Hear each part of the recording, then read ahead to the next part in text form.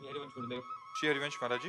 गुरुदेव भगवान, जैसे मनुष्य शरीर का निर्माण संचित कर्म के कुछ शुभ और अशुभ निकालकर हुआ है, जिसे प्रारब्ध कहते हैं, ऐसा जानने को मिला।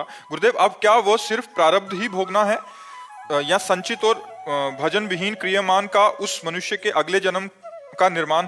हाँ, भजन विहीन, जो भजन नहीं कर रहा है उसका प्रारब्ध भोग होगा, और मन मलिन होने के कारण, भजन ना होने के कारण उससे फिर शुभ अशुभ कर्म बनेंगे, और वो पुनरपि जननम पुनरपि मरणम पुनरपि जननी जठरे शयनम।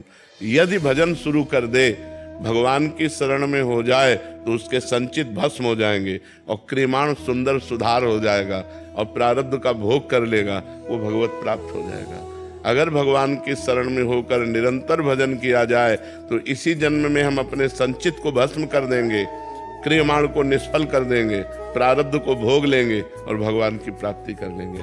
लेकिन जो भजन विहीन है उनका तो बार बार जन्म मरण चक्र अनादिकाल से चला रहा है और अनादिकाल तक चलता रहेगा। इसीलिए मानव जीवन मिला है साधन धाम मोक्ष कर द्वारा। ये साधना करके मोक्ष प्राप्त करने के लिए मिला है, भजन करने के लिए मिला है। लेकिन भोगों में रति होने के कारण वो भजन की तरफ नहीं बढ़ पाते, और भजन न होने के कारण बस दो ही कर्म बनते हैं, पुण्य या पाप, शुभ या अशुभ, और उसी से उसका बार बार जन्म मरण होता रहता है। पूजा जी पंजाब से। राधे राधे महाराज जी। महाराज जी, अगर मोह माया में आकर कोई गलती हो जाए तो उसे ठीक या पश्चाताप कैसे करें? भगवान की आराधना, भगवान की शरणागति।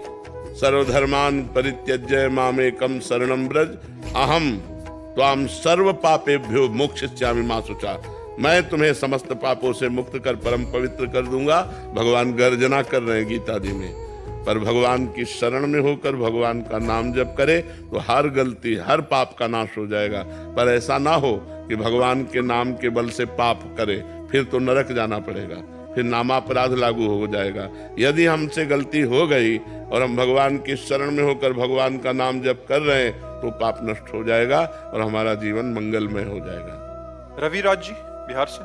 राधे राधे महाराज जी। राधे राधे महाराज जी। महाराज जी, अपने मन को भक्त बनाना चाहता हूँ, इसके लिए क्या करना पड़ेगा महाराज जी? भगवान की लीला चरित्रों का गायन करो, भगवान के लीला चरित्रों को राधा वल्लभ श्री हरिवंश महाराज जी। महाराज जी, हम पर आपकी कृपा सदा बनी है, हमारी त्रुटियों का सुधार करने का सामर्थ्य प्रदान करें। महाराज जी, इन दिनों संबंधों में बहुत कड़वापन आता जा रहा है और संबंध विच्छेद होते जा रहे हैं महाराज जी।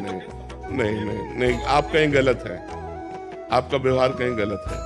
संबंध में प्रियता आनी चाहिए, भक्त के संबंध में प्रियता आनी चाहिए, हर संबंध सुधर जाना चाहिए। भक्ति करते हुए यदि संबंध बिगड़ रहे हैं तो आपकी भक्ति में कहीं कमी है।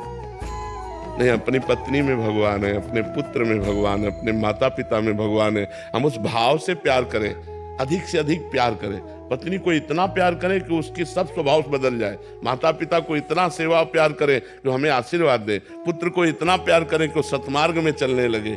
हम वो प्यार दुलार ना करें जिससे पुत्र बिगड़ जाए, पत्नी बिगड़ जाए, परिवार बिगड़ जाए।